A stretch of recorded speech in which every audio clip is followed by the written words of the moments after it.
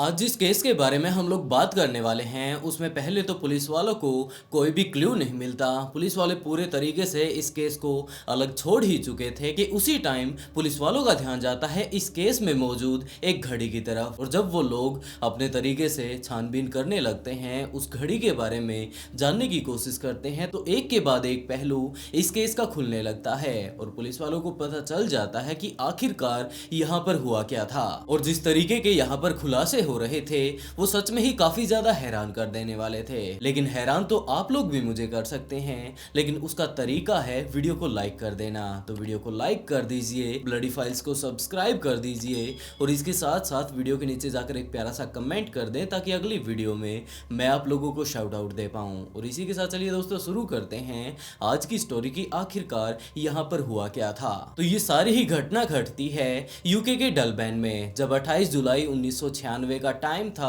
और काफी सारे मछुआरे अपनी बोट लेकर समंदर की तरफ गए हुए थे। वहां पर जाकर वो लोग मछलियां पकड़ने की कोशिश करते हैं। काफी बार वो लोग जाल फेंक चुके थे लेकिन अभी भी कोई भी मछली उनके जाल में नहीं फंस रही थी। तो आखिर में उन्होंने यही डिसाइड किया कि हम लोग किनारे के काफी ज्यादा नजदीक हैं और यही कारण है कि शायद यहाँ पर मछलियां नहीं आती होंगी, तो हमें थोड़ा गहरे समंदर में जाना होगा। मछुआरे वहां पर चले जाते हैं और उसके बाद वहां पर अपना जाल फेंक देते हैं और जाल फेंककर जब वो वापस उसे निकालते हैं तो उन्होंने देखा कि यहाँ पर मछलियों के अलावा एक जलपरी भी मौजूद है। लेकिन जब वो पूरे तरीके से उसे बाहर निकाल चुके थे तो उन्होंने देखा कि ये जलपरी नहीं जबकि जलपरा है जिसने की कोट पैंट डाले हुए हैं। और ये क्या, ये तो एक इंसान है। जिसके बाद वो लोग उसे बाहर निकाल कर अच्छे से जब उसे चेक करते हैं तो उन्होंने पाया कि इसे तो डूबे हुए काफी टाइम हो चुका है, इसके सिर में चोट लगी हुई है और इसने तो काफी दिन पहले ही अपनी जान गंवा दी होगी। जिसके बाद वो लोग वापस किनारे पर आते हैं। किनारे पर आकर उस डेड बॉडी को वही किनारे पर लिटा देते हैं और दूसरी तरफ पुलिस वालों के पास कॉल कर देते हैं। पुलिस वाले वहां पर आकर उस डेड बॉडी को अपनी हिरासत में ले लेते हैं और उसके बाद इस केस के ऊपर इन्वेस्टिगेशन करने लगते हैं कि आखिरकार कौन था ये बंदा और किस तरीके से इसने यहाँ पर आकर अपनी जान गंवा दी। पहले भी काफी सारे लोग यहाँ पर समंदर के किनारे आकर सुसाइड कर लिया करते थे। पुलिस वालों का यही अंदाजा था कि ये बंदा भी उन्हीं में से एक होगा। तो उसके जब सारी की सारी तलाशी पुलिस वालों ने ले ली तो उसके पास से कोई भी ऐसा सबूत पुलिस वालों को नहीं मिलता है जिससे कि वो लोग इस बात का अंदाजा लगा पाए कि आखिरकार ये कौन बंदा है। आखिर में पुलिस वाले उसे पोस्टमार्टम के लिए भेज देते हैं और जब पोस्टमार्टम की रिपोर्ट आती है तो सबसे पहले तो पुलिस वालों का यही अंदाजा था कि ये बंदा सुसाइड करने के लिए वहां पर गया होगा। और जिस तरीके से समंदर की लहरें आती हैं और वहां पर समंदर की लहरों में टकराकर शायद इसके सिर में चोट लग गई होगी, या फिर हो ये भी सकता है कि ये वहां पर सुसाइड करने के लिए गया होगा, वहां पर समंदर में ये गिर गया होगा। और हो सकता है जब वहां पर इसकी बॉडी तैर रही थी तो ऊपर से कोई शिप वगैरह गई होगी और उसके पीछे जो पंखा घूमता रहता है वो पंखा इसके सिर में लग गया होगा। इसी तरीके के काफी सारे अंदाजे पुलिस वाले लगा रहे थे, लेकिन जो पोस्टमार्टम करने वाले डॉक्टर थे उनका कहना था कि ये इस तरीके की चोट कभी भी गिरने या पड़ने से नहीं आ सकती। जरूर इसका किसी व्यक्ति के साथ स्ट्रगल हुआ होगा, आपस में इन दोनों की लड़ाई हुई होगी और सामने वाले बंदे ने इसके ऊपर वार किया होगा। इसी तरीके की काफी सारी बातें डॉक्टर्स पुलिस वालों को बताते हैं। पुलिस वालों ने यही बात सोची कि हम लोग इस बात की इन्वेस्टिगेशन शुरू भी कहां से करें कि सबसे बड़ी प्रॉब्लम तो यही है कि ये बंदा कौन है। इसकी कोई भी आइडेंटिटी इसके पास नहीं है। और इसी तरीके से काफी सारे लोगों से पुलिस वाले पूछताछ करते हैं, लेकिन जब किसी से भी इसके बारे में कुछ भी पता नहीं चलता है तो पुलिस वाले इस केस को भूलने लगते हैं। लेकिन उसके बाद एक इंस्पेक्टर ऐसा सामने आता है जिसने कि आकर ये चीज देखी कि इस आदमी के हाथ पर एक टैटू छपा हुआ है और इसके अलावा इसके पास एक रोलेक्स की घड़ी है। ये काफी ज्यादा महंगी घड़ी है, तो ये यूं ही किसी भी दुकान पर नहीं मिल जाती, जबकि इनका एक हर एक घड़ी का अलग तरीके का नंबर होता है। तो क्यों न हम लोग इस घड़ी को इसके शोरूम में लेकर जाएं और वहां से हम लोगों को पता चल जाएगा कि इस घड़ी को किसने खरीदा था। जिसके बाद वो लोग बिल्कुल ऐसा ही करते हैं, वो लोग जा पहुंचते हैं शोरूम और वहां पर जाकर पुलिस वालों को पता चलता है कि ये घड़ी रोनाल्ड जोसेफ प्लांट की है। पुलिस वाले अब इस बंदे के बारे में जानने की कोशिश करते हैं जहां का भी इसने वहां पर घड़ी वालों को अपना पता दिया था। पुलिस वाले वहां पर जा पहुंचते हैं और उस घर के मालिक ने ये बात कही कि जनाब जनाब ये बंदा यहाँ पर रहने के लिए आया था, मैं इसके बारे में ज़्यादा कुछ तो नहीं जानता। जितने भी उसने उसकी आइडेंटिटी वगैरह ले रखी थी वो पुलिस वालों को दिखा दी। और इसके अलावा उस घर के मालिक ने ये बात कही कि जनाब इसे इसका दोस्त यहाँ पर लेकर आया था, हो सकता है वो आपको इसके बारे में कुछ बता दे। उसका नाम डेविड डेविस है और उसका फ़ोन नंबर ये है। तो पुलिस वाले डेविड के पास ही कॉल करते हैं और उसे अपने पास पुलिस स्टेशन बुला लेते हैं।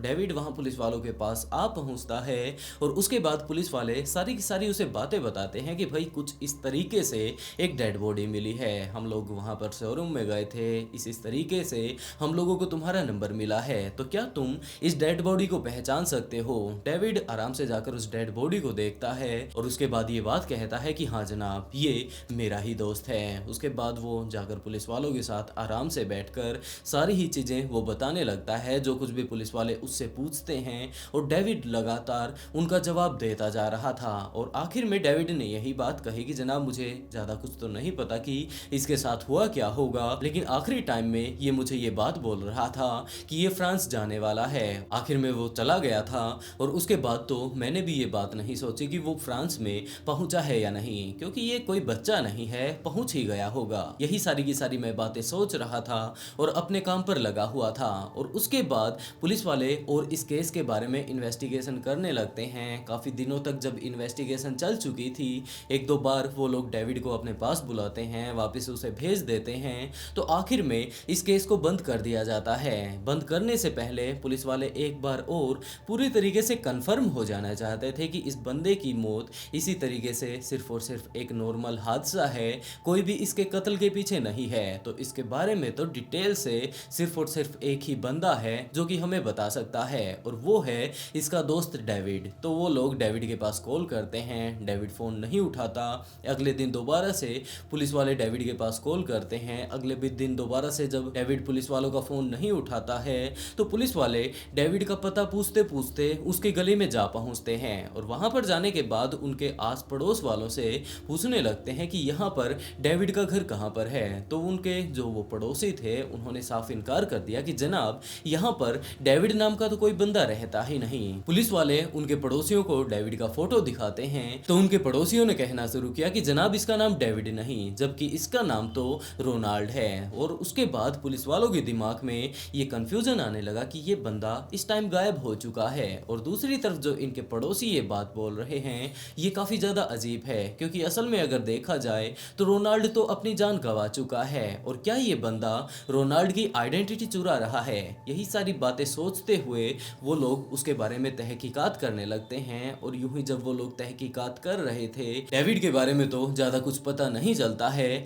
लेकिन इसी इन्वेस्टिगेशन के बीच रोनाल्ड का जो सगा भाई था वो यहाँ पर आ पहुँचता है, और उसने आकर पूछा कि जनाब आखिरकार मेरे भाई को क्या हुआ। पुलिस वाले उसके भाई की तरफ भी देखते हैं, रोनाल्ड के भाई की तरफ, और उसके बाद ये बात पूछते हैं कि क्या तुम्हारी अब जाकर नींद खुली है, तुम्हारे भाई को जान गंवाए हुए काफ़ी दिन हो चुके हैं और अब आकर तुम हमें ये बात पूछ रहे हो कि तुम्हारे भाई को क्या हुआ। तो उसने यही बात कही कि जनाब आखिरी टाइम में मेरा भाई कनाडा गया हुआ था, मुझे तो यही लग रहा था कि वो कनाडा में ही होगा, लेकिन अब धीरे धीरे कर काफ़ी सारे मेरे जान पहचान वाले ये बात बोल रहे हैं कि इस तरीके से समंदर में लाश मिली है। और जो रोनाल्ड का दोस्त था उससे पुलिस वाले पूछताछ कर रहे हैं। तो मैं तो सिर्फ और सिर्फ इस बात की कंफर्मेशन यहाँ पर करने के लिए आया हूँ कि आखिरकार जो केस यहाँ पर चल रहा है क्या वो सच में ही मेरे भाई के ऊपर चल रहा है, और क्या सच में ही उसके भाई ने अपनी जान गंवा दी है। तो पुलिस वाले उसके भाई की ले जाकर बॉडी उसे दिखा देते हैं, वो कंफर्म करता है। और उसके बाद पुलिस वाले रोनाल्ड के भाई से ही पूछने लगते हैं कि आखिरी टाइम में तुम्हारे भाई का ये दोस्त यहाँ पर आया था, लेकिन अब वो पूरे तरीके से गायब हो चुका है। वैसे तो हम इस केस को अब बंद करने ही वाले थे, लेकिन अब हमें इस केस के ऊपर शक होने लगा है कि जो तुम्हारे भाई ने अपनी जान गंवाई है वो अपने आप नहीं गंवाई, जबकि उसे किसी ने मारा है। और इस बात को सुनकर रोनाल्ड का भाई ये बात कहता है कि जनाब इस बारे में ज़्यादा कुछ तो मैं नहीं जानता, मैं ज़्यादा अपने भाई के साथ नहीं रहा करता था, लेकिन हाँ उसकी एक गर्लफ्रेंड है जिसका नाम की एलन बॉयज है, हो सकता है वो आपको कोई ना कोई ऐसी बात बता दे। जिसके बाद पुलिस वाले उसका थैंक यू बोलकर एलन के पास जा पहुंचते हैं, उसे अपने साथ ले आते हैं। और उससे जब वो लोग पूछताछ करने लगते हैं तो एलन ने काफ़ी सारी ऐसी बातें पुलिस वालों को बताई जिससे कि पुलिस वालों को ये केस करीबन आधा समझ आ चुका था, और काफ़ी सारे डाउट पुलिस पुलिस वालों के दूर हो चुके थे। एलन ने बताना शुरू किया कि वो और रोनाल्ड एक दूसरे से काफी ज्यादा प्यार किया करते थे, वो उसका काफी ज्यादा अच्छे से ध्यान रखा करता था और यही कारण है कि वो लोग यहाँ पर यूके में जब थे तो वो लोग एक अपार्टमेंट ढूंढ रहे थे और इसी टाइम अपार्टमेंट ढूंढने के लिए जब वो लोग गए हुए थे तो उनकी मुलाकात डेविड डेविस से होती है। वहाँ पर ये लोग काफ़ी देर तक खड़े होकर बातें करते हैं और उसके बाद डेविड डेविस ने ये बात कही कि आप लोगों को रहने के लिए घर ही तो चाहिए, मैं तुम्हारे लिए उस घर का प्रबंध कर सकता हूँ। उसने हमारी मदद की। उसके बाद हम लोगों के बीच काफ़ी अच्छी बाउंडिंग बन चुकी थी, अक्सर हम लोग मिला करते थे और उसके बाद हम लोगों को ये अंदाज़ा होने लगा कि अब हमें यहाँ से चलना चाहिए क्योंकि हम लोग कनाडा जाना चाहते थे। कनाडा में जाकर हम लोग अपना नया व्यवसाय शुरू करना चाहते थे, अपना आगे का कारोबार वगैरह वहाँ पर जचाना चाहते थे कि इसी टाइम डेविड डेविस हमें ये बात कहता है कि तुम लोग इस तरीके से क्यों जा रहे हो, तुम्हें सिर्फ और सिर्फ जॉब ही तो चाहिए, मैं तुम्हें अपनी कंपनी में जॉब देने के लिए तैयार हूँ। ये चीज़ काफ़ी ज़्यादा अजीब थी कि कुछ एक दिनों पहले ही हमारी मुलाकात हुई थी। सबसे पहले इस बंदे ने हमारी घर खरीदने में मदद की, यहाँ पर रहने में मदद की और इस टाइम ये हमें अपनी कंपनी में भी जॉब दे रहा है। लेकिन जो सबसे अजीब बात मुझे लगी वो ये थी कि कुछ एक दिनों तक 1-1.5 महीना ही हम लोगों ने उसकी कंपनी में काम किया था कि उसके बाद डेविड डेविस हमें ये बात कहता है कि वो हमें इस कंपनी का डायरेक्टर बनाना चाहता है। ये बात सच में ही काफ़ी ज़्यादा अजीब थी और ये बात रोनाल्ड के भी दिमाग में खटक जाती है कि ये बंदा अभी अभी हमें मिला था, इतनी ज़्यादा ये हमारी मदद कर रहा है, तो आखिरकार इसके मन में क्या चल रहा है। तो डेविड डेविस ने कहा कि भाई तू ज़्यादा चिंता मत कर, मेरे दिमाग में फालतू कुछ नहीं चल रहा है। दरअसल मामला ये है कि उसके और उसके पत्नी के बीच काफ़ी सारी लड़ाइयाँ हो रही है और उसके पत्नी को इस बारे में बिल्कुल भी नहीं पता कि इसके पास ये कंपनी भी है। और जब अब इनके बीच लड़ाई हो ही रही है तो पता नहीं उसकी पत्नी उससे कब डिवोर्स ले ले, और अगर डिवोर्स ले लेती है तो तुम भी काफ़ी अच्छे से जानते हो कि मेरी काफ़ी सारी प्रॉपर्टी का हिस्सा वो अपने साथ ही ले जाएगी। तो मैं ऐसा बिल्कुल भी नहीं चाहता और मैं तुम्हें तो काफ़ी अच्छे से जानता हूँ, मैं तुम्हारे ऊपर विश्वास कर सकता हूँ और सारा का सारा मामला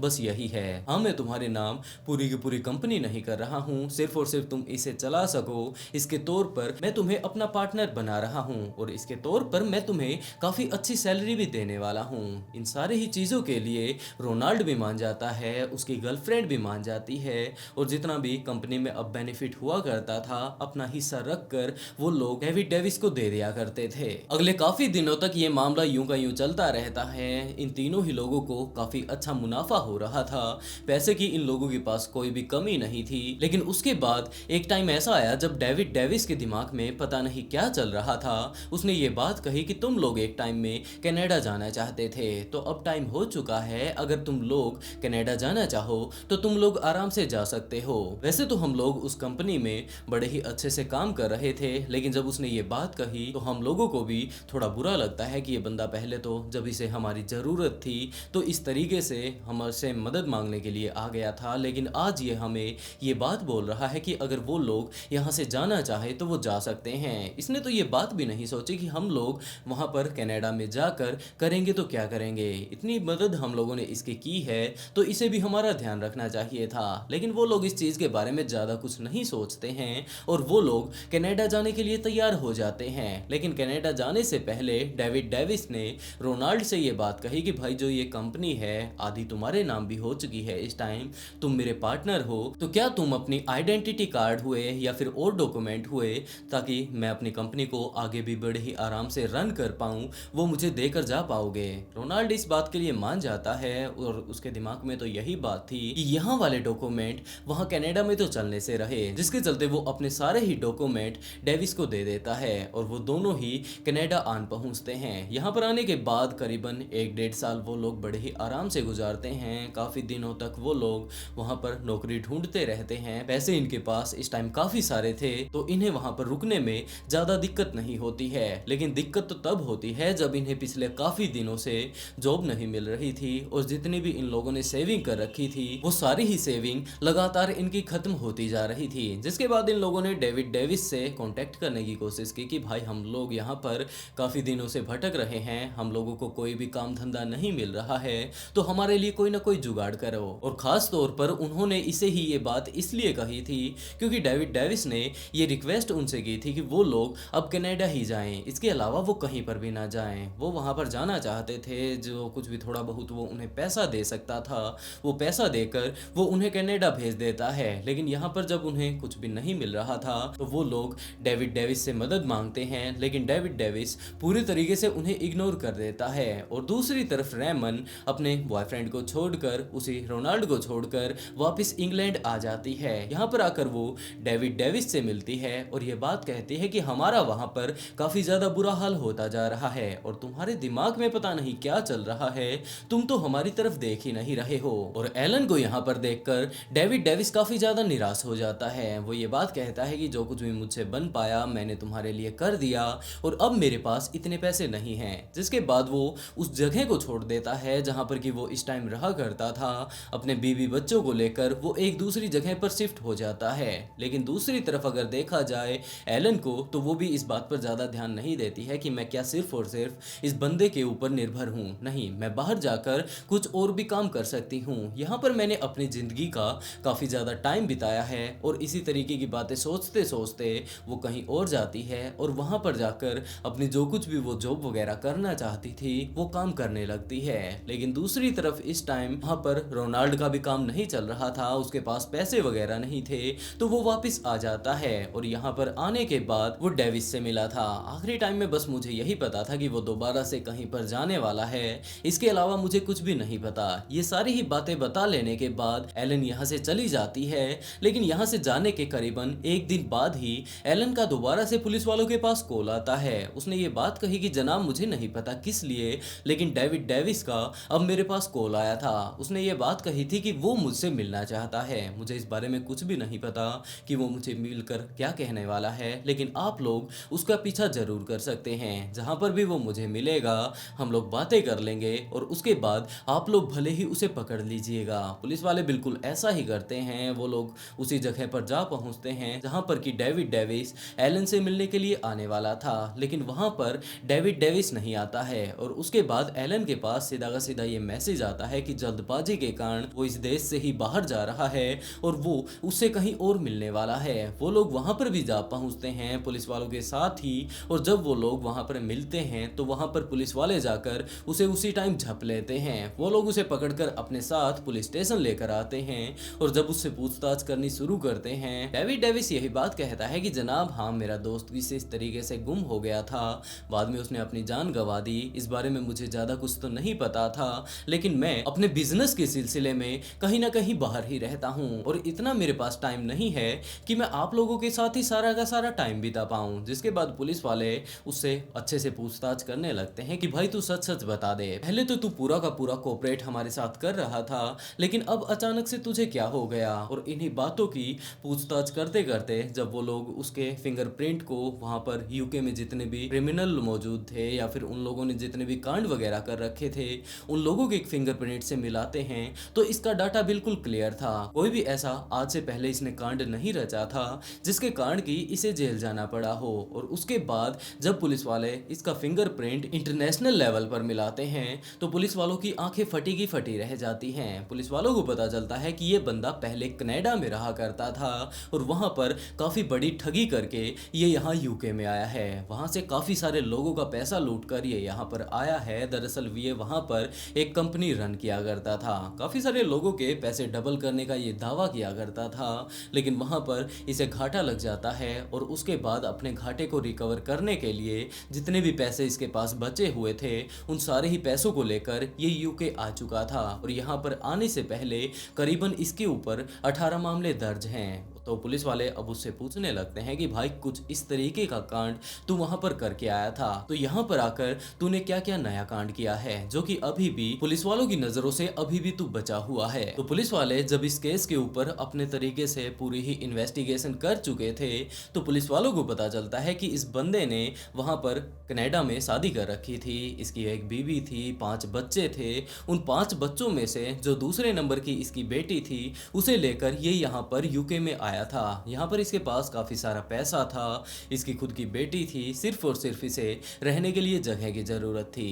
तो वो जहाँ पर भी रहने के लिए रेंट पर रूम देखने के लिए जाता, तो सामने वालों की सिर्फ और सिर्फ एक ही डिमांड हुआ करती थी कि हम लोग किराए पर अपने घर को सिर्फ और सिर्फ कपल्स को ही देते हैं, हम लोग किसी भी नॉर्मल व्यक्ति को अपना घर किराए पर नहीं देते हैं। हाँ, उसकी फैमिली होनी चाहिए तो हम लोग उसे किराए पर घर दे देंगे। और इस बंदे ने जिस बेटी को ये अपने साथ यहाँ पर लेकर आया था, उसे ही अपनी वाइफ बताने लगता है। और अगले काफी सालों तक ये बंदा यहाँ पर अपनी बेटी को अपनी वाइफ बताकर रहने लगा था। पहले तो सिर्फ और सिर्फ ये अपनी बेटी को अपनी वाइफ बताया करता था, लेकिन टाइम बीतने के साथ साथ इनके घर पर बच्चे होने लगते हैं। इसने अपनी बेटी को ही प्रेग्नेंट कर दिया था और उसके बाद ये सच में ही इसकी वाइफ बन चुकी थी। अब जितने भी इनके आस पड़ोस में लोग रहा करते थे, वो यही देखा करते थे कि ये कपल कितना ज़्यादा स्वीट है, एक दूसरे के साथ ये कितना अच्छा टाइम बिता रहे हैं। लेकिन उन्हें इस बात का बिल्कुल भी अंदाजा नहीं था कि ये कोई कपल नहीं, जबकि ये दोनों पिता और बेटी हैं। ये सारा का सारा कांड वहाँ कनाडा में रचकर यहाँ पर आ तो गया था, लेकिन यहाँ पर रहने के लिए इसे आइडेंटिटी की ज़रूरत पड़ने वाली थी। और वैसे भी फ्रॉड वगैरह तो ये करता ही रहा करता था। और ऐसे में इसके सामने रोनाल्ड आ पहुँचता है। ये रोनाल्ड के पास जाता है, उसे जिस भी चीज़ की ज़रूरत थी वो सारी ही चीज़ें वो उसे उपलब्ध करवा देता है, क्योंकि रोनाल्ड और एलन भी एक कपल ही थे। इन्होंने इसे रूम दिलवा दिया, वहीं पर रहने लगते हैं। जो यहाँ पर आकर इसने एक कंपनी बनाई थी, क्योंकि ये फ्रॉडी टाइप का बंदा तो पहले से ही था, इसने दोबारा से एक कंपनी बना दी पहले वाले जैसी ही। और इस कंपनी में रोनाल्ड को उसने अपना पार्टनर बना लिया, ताकि इसके नाम पर ये कंपनी आराम से चलती रहे। जो कुछ भी आइडेंटिटी वगैरह चाहिए, रोनाल्ड की तो कम से कम ओरिजिनल है ही। जिसके बाद रोनाल्ड के नाम पर ही ये सारी चीज़ें चल रही थी और उसने बहाना मार दिया कि मेरी पत्नी मुझसे अलग होना चाहती है। रोनाल्ड भी भावनाओं में बह जाता है कि बंदे ने इतनी ज़्यादा मेहनत करके इतनी बड़ी कंपनी खड़ी की है और इसकी पत्नी बड़े ही मज़े से इस कंपनी को लेकर जाती रहेगी, तो हमें इसकी मदद ज़रूर करनी चाहिए। जिसके बदले रोनाल्ड और एलन को भी पैसा मिल रहा था। ये लोग बिल्कुल ऐसा ही करते हैं, लेकिन बाद में जब ये कंपनी बिल्कुल अच्छे से चलने लगती है, तो डेविड डेविस रोनाल्ड से ये बात कहने लगता है कि भाई, तुम जहाँ पर भी जाना चाहते थे, तुम बड़े ही आराम से वहाँ पर जा सकते हो। क्योंकि अब उसके दिमाग में ये बात थी कि ये कंपनी बड़े ही अच्छे से अब चलने लगी है, सारे के सारे डॉक्यूमेंट वगैरह इसके जितने भी चाहिए थे हमें, वो फुलफिल हो चुके हैं। और अब रोनाल्ड यहाँ से जा ही रहा है, तो उसने उससे जाते टाइम उसके सारे के सारे कागजात ले लिए, ताकि उसके नाम पर ये अपनी कंपनी चला सके। ये सारा का सारा मामला अब बिल्कुल फिट हो चुका था। ये दोनों ही बंदे कनाडा जा चुके थे और इसकी यहाँ पर ये कंपनी बड़े ही मजे से चल रही थी और अपनी बेटी को अपनी वाइफ बनाकर काफी अच्छे से वो अपना टाइम बिता रहा था। लेकिन उसके बाद एलन वापस आ जाती है। उसने आकर ये बात कही कि हमारे पैसे वगैरह तो खत्म हो गए और हमारा किसी भी तरीके का वहां पर बिजनेस वगैरह नहीं चला, तो अब तुम्हें हमारी मदद करनी चाहिए। तो उसने साफ इनकार कर दिया कि मैं मदद कहां से करूं, क्योंकि अब उसके सारी चीजें काबू में आ चुकी थी। तो उसे ये बात लगने लगी कि ये लोग मेरे कुछ भी काम के नहीं हैं। तो एलन भी इस बात पर ज्यादा ध्यान नहीं देती है, यही बात सोचती है कि मैं इसके ऊपर डिपेंड नहीं हूँ। वो दूसरी जगह जाकर काम धंधा करने लगती है और फिर तो उसकी भी जिंदगी नॉर्मल हो जाती है। और इस घटना के कुछ एक दिनों बाद ही रोनाल्ड वापस आ जाता है, आकर ये बात कहता है कि भाई, मेरे हाथ पल्ले तो कुछ भी नहीं लगा और अब तुम्हें ही मेरी मदद करनी होगी। और अब ये सारी ही चीजें देखकर डेविड डेविस को चिंता होने लगती है कि मैं इस बंदे का क्या करूं। ये तो वापस यहाँ पर आ चुका है, मैंने इसकी आइडेंटिटी भी लेने की कोशिश की है, इसके नाम पर मेरी कंपनी चल रही है, तो इसका कुछ ना कुछ करना होगा। जिसके तौर पर वो रोनाल्ड को ये बात कहता है कि भाई, तुम मेरे साथ चल, तेरे ऊपर लगता है कुछ ज्यादा ही स्ट्रेस भरा हुआ है।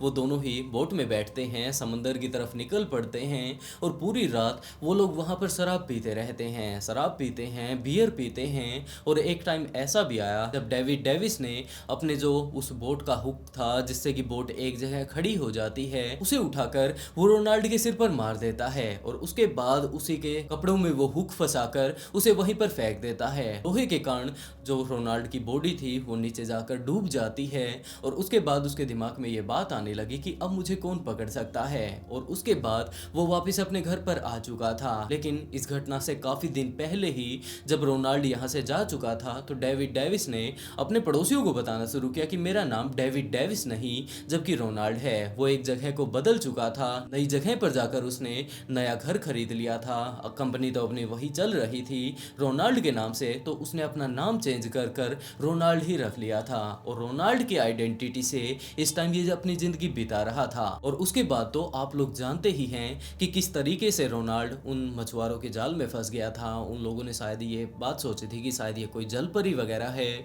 लेकिन बाहर निकालने के बाद सारा का सारा मामला साफ हो चुका था। और ये सारी ही चीज़ें पता चलते ही पुलिस वाले उसे अपने साथ कोर्ट में लेकर जाते हैं और वहाँ पर अपनी सफाई के दौरान डेविड डेविस ये बात कहता है कि जनाब मैंने उसे नहीं मारा था, जबकि वो तो वहीं पर फिसल कर गिर गया था। उसके बाद मैं भी नशे में था, वो भी नशे में था, वो वहाँ पर नीचे समुद्र में गिर जाता है, मुझे पता ही नहीं चला। जब अगली सुबह मेरी नींद खुलती है, मेरा नशा ढीला होता है, तो जब जाकर मुझे पता चलता है कि इस बोट पर वो अकेला है। लेकिन ये सारे मामले पुलिस वालों को पहले ही समझ आ चुके थे कि किस तरीके से कितना बड़ा फ्रॉड ये यहाँ पर कर रहा था। और पहले अगर कनाडा में देखा जाए तो वहाँ पर भी ये काफ़ी बड़ा फ्रॉड करके आ चुका है। तो इन सारी ही चीज़ों को देखते हुए डेविड डेविस को उम्र कैद की सज़ा सुनाई जाती है और आज के दिन भी वो जेल में ही है। वैसे दोस्तों आज के लिए बस इतना ही। आप लोगों को वीडियो कैसी लगी कमेंट बॉक्स में ज़रूर बताइएगा। और इस केस के बारे में क्या आप लोगों को कुछ और भी पता है? अगर पता हो तो कमेंट बॉक्स में ज़रूर बताइएगा। और अगर वीडियो अच्छी लगी हो तो वीडियो को लाइक कर ब्लडी फाइल्स को सब्सक्राइब जरूर कर लें, क्योंकि इसी तरीके की काफ़ी सारी ट्विस्टेड कहानियां और भी आनी बाकी हैं। और इसी के साथ दोस्तों आज का शाउट आउट विलन X69 को and write a beautiful comment to get a shout out in next video. बहुत जल्द मिलते हैं एक और नए ट्विस्टेड केस के साथ।